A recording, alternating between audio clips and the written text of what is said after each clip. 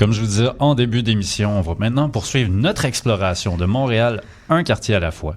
Et pour vous partager observations et découvertes, j'ai avec moi en studio notre chroniqueuse Béatrice Grandet. Salut Béatrice! Bonjour David, bonjour à tous! Content de te retrouver en studio. Puis cette semaine, j'étais très curieux de voir ce que tu allais nous présenter car tu nous amènes découvrir le secteur qu'on appelle le Petit Maghreb. Oui, et avant de commencer par le Petit Maghreb, en fait, ce week-end, pour les personnes qui n'étaient pas au courant, c'était la plus grande célébration religieuse de la communauté musulmane. C'était en fait la fin du Ramadan qui s'est clôturée avec la fête de l'Aïd el-Fitr. Et pour cette occasion, on peut commencer par un bout de reportage.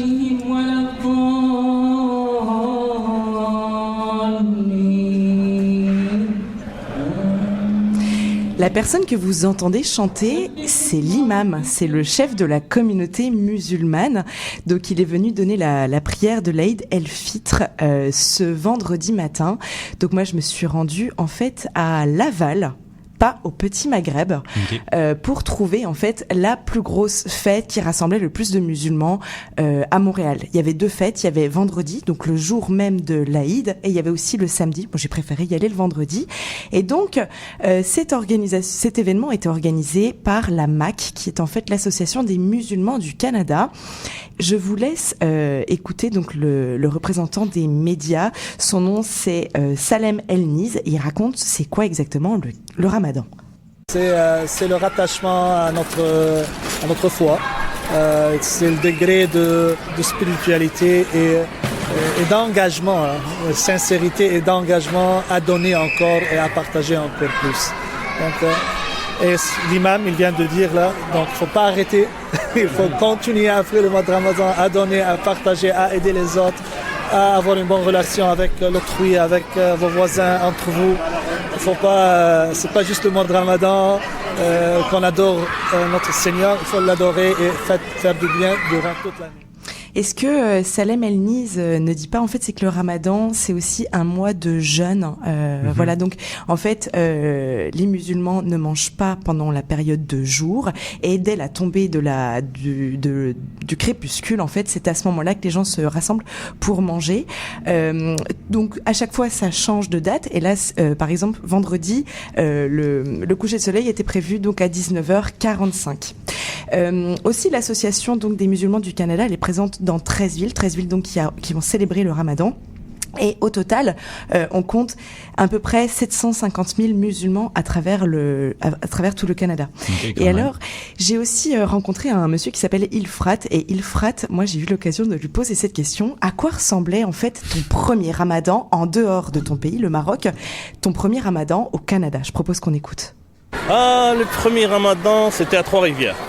J'étais étudiant, puis célibataire aussi. C'est un peu difficile quand tu es célibataire. On n'est pas super professionnel dans la cuisine. Donc ce qui fait qu'on dépanne avec ce qu'on sait comme célibataire, la vie de célibataire. Marié, famille, des enfants, ça change beaucoup là. C'est vraiment beaucoup. Mais c'est ça. On était comme une communauté. C'est comme ce que vous voyez ici là. Mais à Trois-Rivières aussi, la même chose. C'est des étudiants étrangers, la plupart du temps, c'est des étudiants étrangers, avec des gens, des professeurs qui étaient là à l'université, qui nous ont beaucoup aidés. Donc, ils nous invitaient chez eux. C'est une petite ville, c'est pas comme Montréal ou là-bas. Fait qu'il retrouvait sa communauté même s'il n'était pas chez lui là, pour le Ramadan. Ah mais exactement. Et alors je vous rassure, donc Ilfrat, moi quand je l'ai rencontré, il est marié, il a une femme, il a un enfant, donc a priori il doit bien manger maintenant pendant son Ramadan. Donc 750 000 musulmans à travers le Canada, c'est ce que je vous disais.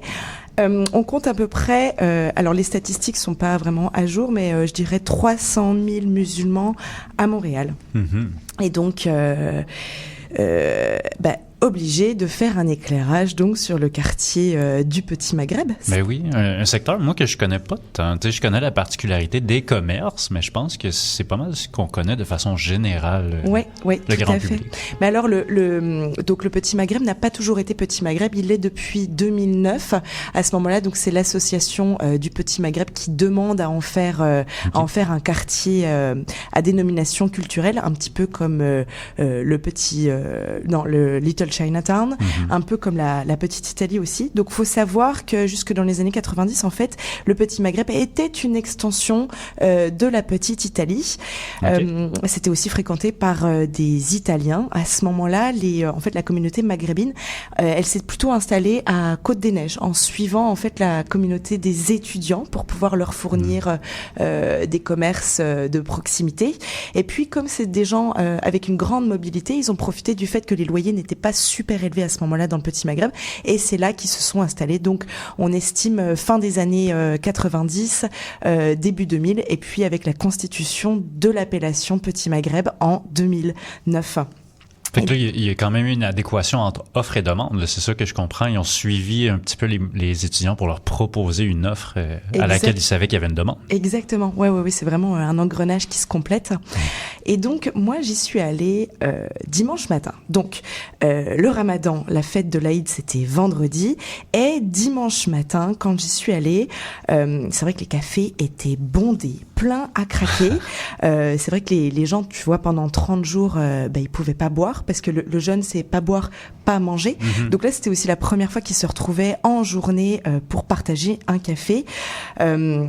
Donc moi, je suis allée dans un café qui s'appelle le Sable d'Or. Donc aussi disons que le tronçon du Petit Maghreb, en fait, c'est sur cette rue Jean Talon, et je te dirais entre les boulevards Saint-Michel et au croisement du boulevard Pie IX. Okay. Donc voilà, le café Sable d'Or où je rentre, la scène était pleine à craquer, des hommes venus se retrouver pour partager des cafés. Voilà, c'est marrant. À table, il y avait genre des groupes de 3, 4, 5, 6, 7, 8 hommes. Ça parle, ça cause en arabe, ça rigole, ça boit du thé, ça boit du café. Et donc, dehors, en train de fumer sa top, comme on dit ici, j'ai rencontré un homme et qui me raconte un petit peu c'est quoi ses habitudes au café. Vous venez tous les dimanches? Pas nécessairement un dimanche, mais ça peut être un samedi soir, ça dépend, on se rappelle entre amis et puis on a un point de rencontre ici, on vient parler, jaser, parler du pays, des fois ça arrive. Dans des événements politiques, les crises, les inondations, les tremblements de terre, un peu de tout. Puis on jase aussi au niveau de l'employabilité ici au Québec, comment ça marche, est-ce qu'il y en a qui ont de la misère à trouver du travail. C'est comme un réseau, c'est notre petit réseau ici. Un autre petit réseau encore, la présence de la communauté, c'est l'appel. Ah mais très fort, et puis une communauté très solidaire, hein, je veux dire, ils sont en fait au cœur de l'information. Ah moi j'ai besoin de ça, moi je cherche du boulot, nanana, et les gens s'aident vraiment comme ça. Autre aspect très marquant de ce quartier-là, mais c'est un aspect périodique, éphémère.